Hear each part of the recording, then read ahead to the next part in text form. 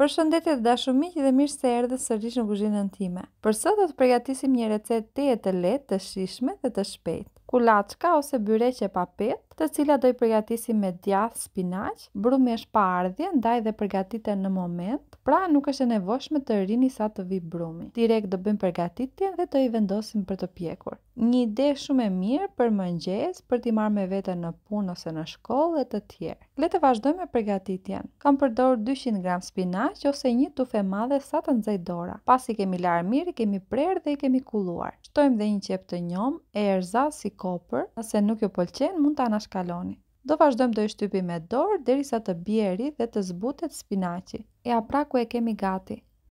Do na nevojitet një tas tjetër, poshtë vendosim letër kuzhine dhe hedhim spinaqin sipër. Kështu që peceta do pi lengjet që kanë nxjerrë spinaqi. Nuk na duhet spinaqi të jetë sa më i thatë.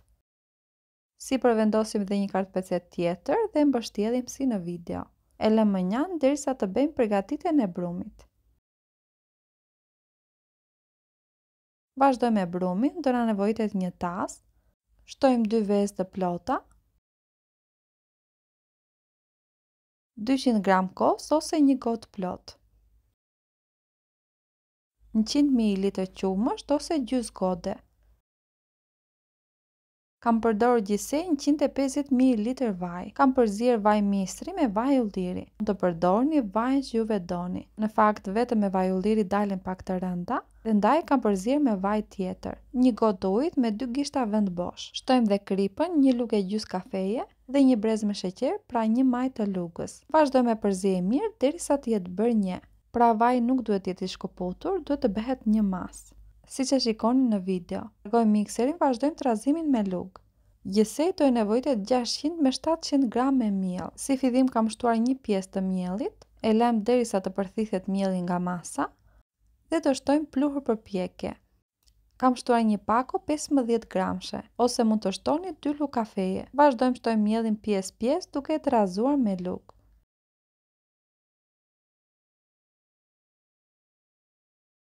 Këtu ku e shikoni në video, kam shtuar 2/3 e miellit. Konsistencën mund ta shikoni dhe me sy.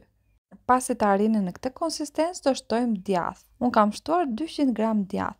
E kam coptuar me duar në këtë mënyrë. Copa duhet të jenë pak të mëdha që mos të humbasin. Duhet të keni parasysh gjatë trazimit të zvogëlohen dhe pak. Vazhdojmë shtojmë dhe spinaqin. Vazhdojmë trazojmë me lugë që spinaqi të futet brenda me djathin. Trazimi të dashur miq duhet të jetë i lehtë, jo me forcë, sepse duam që djathi të mbetet, pra mos të humbasi, gjithashtu dhe spinaqi mos të nxjerrë shumë lengje. Vazhdojmë shtojmë pjesën tjetër të miellit, e ndihmojmë pak me lugë që masa ta pijë avash avash. Kur ta shikoni që brumi është trashur mjaftueshëm, largojmë lugën dhe do vazhdojmë trazimin me dorë. Trazimin të dashur miq do e bëni si në video. Nuk duhet ta ngjeshim si bëjmë me bukën, por ta lëvizim sa ande këtej që mielli të futet brenda. Do krijoni një brum të butë që ngjit shumë pak nëpër duar. Për të qenë më lehtë, lyejmë duart me vaj dhe do vazhdojmë të formojmë toptha të rrumbullakta, siç do e shikoni dhe në video. Masa perfekte është 50 me 70 gram ose sa një kokër mandarine vogël. Sigurisht ju mund t'i bëni më të mëdha ose më të vogla. Kjo të dashur miq varet sipas dëshirës. Kështu do vazhdojmë me radhë derisa të përfundojmë me brumin. Do i radhisim në tepsi duke lënë një gishtë e gjys hapësirë midis tyre. Do t'ju dalin parafërsisht 20 me 25 kuleç, varësi të madhësisë që do i bëni. Në një tas shtojmë një të verdhë veze, një lugë e gjys qumësht, vazhdojmë me përzierje mirë dhe do i lyejmë sipër të gjitha me një penel që të marrin një ngjyrë të artë dhe të jetë të bukur. Sipër mund të shtoni pak fara susam, kjo është sipas dëshirës. Më pas vazhdojmë me pjekjen, pjekim në furrë të parangrohur në 220 gradë për afërsisht 35 minuta. Por ju sigurisht do i kujdesni dhe vetë, sidomos pas 25 minutave të qëndroni pranë dhe të i kujdesni.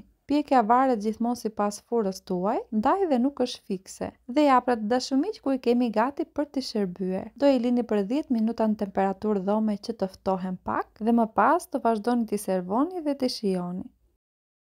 Nëse ka pëlqyer recetë e sotshme, për të më mbështetur, mos harroni të bëni një like. Gjithashtu mund ta ndani me miqtë tuaj nëpër rrjetet sociale. Të gjithë përbërësit do i gjeni të shkruara poshtë videos ose në komentin e parë. Nëse nuk kuptuat diçka, mund të më shkruani.